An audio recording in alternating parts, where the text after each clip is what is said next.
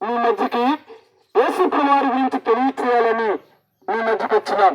మీరు అనుకోవచ్చు, ఏదో ఒక మతాన్ని గురించి చెప్తున్నారు, వాళ్ళ మతం వేరు మన మతం వేరు కదా అనుకోవచ్చు. లేదా మతము అనేది మానవుడి యొక్క మధ్యలో నుంచి వచ్చిందనమాట.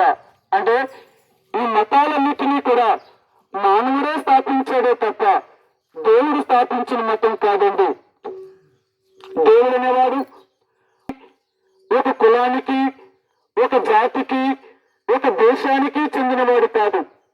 దేవుడు అనేవాడు అందరికీ దేవుడు అన్నమాట. బైబిల్ గ్రంథం చెప్తుంది, యేసు క్రీస్తు అందరికీ ప్రభువు. అంటే రక్షించడం కొరకే 2023 సంవత్సరాల క్రితము ఈ లోకానికి మానవ రూపాన్ని ధరించి ఆయన ఈ భూమి మీదకి వచ్చాడు. అయ్యా, దేవుడేంటి, మానవ రూపాన్ని దాల్చడం ఏంటి? దేవుడు మానవుడిగా జన్మించగలంటారా అంటే, దేవుడు మానవుడిగా జన్మించడం కొరకు తన్ను తాను తగ్గించుకొని రిక్తుడిగా చేసుకుని ఆకారమందు మనుషుడిగా ఈ భూమి మీదకి వచ్చాడు. అందుకనే చాలా మంది ఏమంటున్నారంటే, యేసు ప్రభు దేవుడు ఎలాగవుతాడండి, ఆయన కూడా మానవ జన్మతోటే కదా భూమి మీదకి వచ్చాడు అంటున్నారు. అయ్యా, మానవ జన్మతో దేవుడు ఆయన ఎందుకు వచ్చాడు అంటే, మానవులను పాపల నుండి విడిపించడం కొరకే ఆ దేవుడు మానవ జన్మతో ఈ భూమి మీదకి వచ్చాడే గాని దేవుడు మానవుడు కాదండి. ఆయన దేవుడు.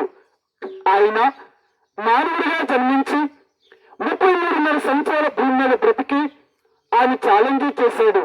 ఏమనంటే, నాలో పాపం ఉన్నదని మీలో ఎవరైనా స్థాపించగలరా అని. కదా యేసు ప్రభువారు మానవుడిగా భూమి మీద జన్మించిన ఆయనలో పాపము లేనివాడండి. ఆయన ఏ తప్పు చేయలేని దేవుడు ఆయన.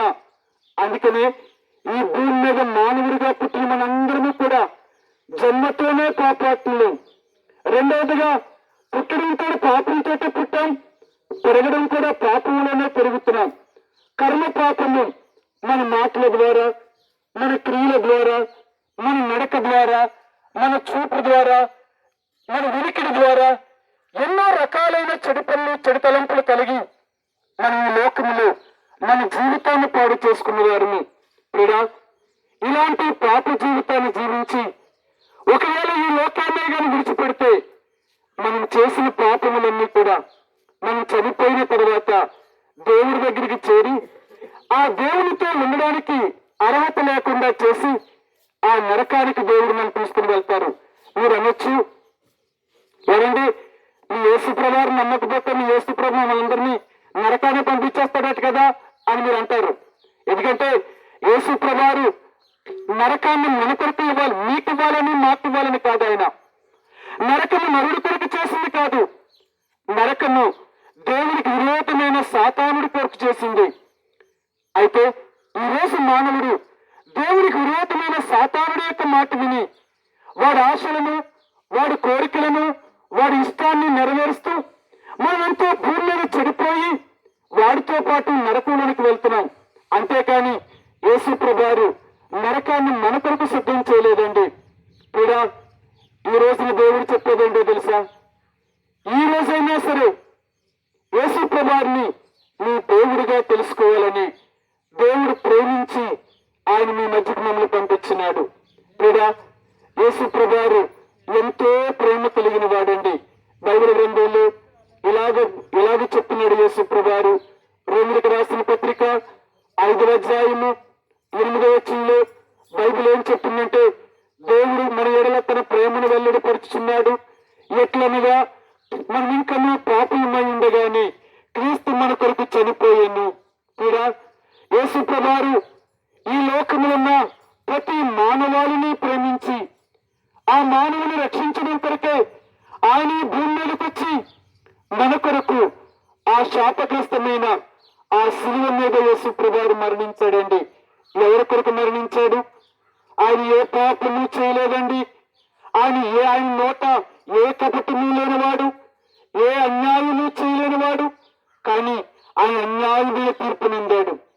ఆయన పాపము లేనివాడైనప్పటికీ పాపగ్రస్తుడిగా ఆయన శిలువ మీద మేకులతో శిలువ కొట్టారు. కూడా ఆ దేవాతి దేవుడు ఎవరి కొరకు అలా మరణించాడు అంటే బైబిల్ గ్రంథంలో చెప్తుంది. రోమిలకు రాసిన పత్రిక 5వ అధ్యాయము 25వ వచనంలో 4వ అధ్యాయం 25వ వచనం అంటున్నాడు, ఆయన మన అపరాధం నిమిత్తం అప్పగించబడి ఆయన మనం నీతిమంతులుగా లేపబడడం కొరకే ఆయన సమాధి నుండి తిరిగి లేచాడు. మన అపరాధం నిమిత్తము పాపం ఎరిగని ఆయన మన కోసం పాపముగా చేయబడ్డాడు. ఆయన వీడ ఆ దేవాతి దేవుడు ప్రేమించి ఈ ఉదయ మధ్యాహ్నకాల సమయంలో మీ దగ్గరకు వచ్చి ఆయన ఎంతో ప్రేమపూర్వకముగా ఎంతో వినయముగా మిమ్మల్ని అడుగుతున్నాడు, నా కుమారుడా, నా కుమార్తె, ఇప్పటికైనా నేను తెలుసుకోగలిగితే, నా దగ్గరికి రాగలిగితే ఆ నరకము నుండి, ఆ భయంకరమైన యమలోకము నుండి నిన్ను విడిపిస్తాను, నిన్ను రక్షిస్తాను. ఒకవేళ నీవు నన్ను తెలుసుకోలేదా, అపవాదికి నీ వారు దూతలకు సిద్ధపరచబడిన నీచాగ్నిలోనికి ఆరని అగ్నిగుండానికి నువ్వు గురైపోతావు. దాని నుంచి విడుదల పొందాలి అంటే దానికి నేనే మార్గమని చెప్తున్నాడు. కూడా నువ్వెవరైనా యేసు ప్రభువారికి డబ్బున్న వారని, డబ్బు లేని వారని, ఫలానా కులానికి చెందిన వారని, లేక ఫలానా తెగవారని ఆయనకి ఎటువంటి భేదము లేదండి. ప్రియుడా, ఆ దేవాతి దేవుడిని యేసు ప్రభువారిని నీ సొంత రక్షకుడిగా అంగీకరించాలి అంటే ఈ రోజే యేసు ప్రభువారి దగ్గర నీ పాపాన్ని ఒప్పుకో. యేసు ప్రభువా, నేను ఎన్నో పాపములు చేశాను, నేను ఎంతో చెడిపోయాను, నేను ఈ లోకములో జన్మతోనే పాపాత్ముని, నన్ను క్షమించు, నీ రక్తంతో నన్ను కడిగి శుద్ధీకరించని మీరు అడగగలిగితే యేసు ప్రభువారు నీ పాపమును క్షమించగలిగిన వాడు. ప్రియ సహోదరి సహోదరుడా, ఈ రోజైనా నువ్వు యేసు ప్రభువారి దగ్గర ఈ మాట అడగకుండా నువ్వు కఠినం చేసుకుంటే బైబిల్ గ్రంథంలో ఈ మాట చెప్తుంది.